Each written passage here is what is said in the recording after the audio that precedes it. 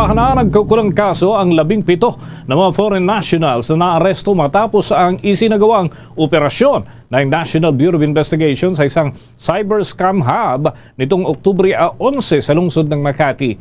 Sa isang pulong balitaan, sinabi ni National Bureau of Investigation Director Jaime Santiago na natapos na ang kanilang inquest proceedings laban sa mga ito. Ayon kay Santiago, iniharap ang mga ito sa Makati City Prosecutor's Office dahil sa paglabag sa Republic Act 12010 o mas kilala bilang Anti-Financial Account Scamming at paglabag sa Republic Act 10175 o Cybercrime Prevention Act of 2012.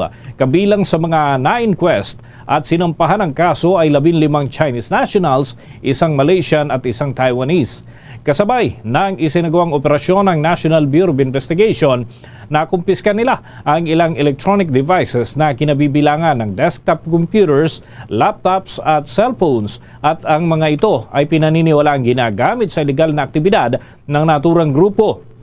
Naniniwala rin itong si Santiago na ang mga yun ay maaaring nagtatrabaho sa Philippine Offshore Gaming Operators. Kung maalala mga kabombo, mismo si Pangulong Ferdinand Marcos Jr. na ang nag-utos sa pagpapatigil ng lahat ng operasyon ng Philippine Offshore Gaming Operator sa bansa bago pa matapos ang taong kasalukuyan.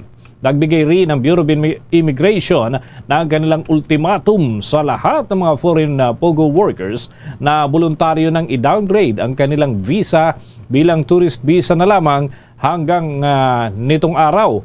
At kaugnay niyan, narito ang naging bahagi ng pahayag ni National Bureau of Investigation Director Jaime Santiago.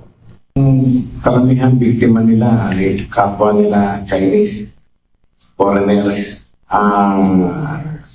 Yung pro sa kanilang financial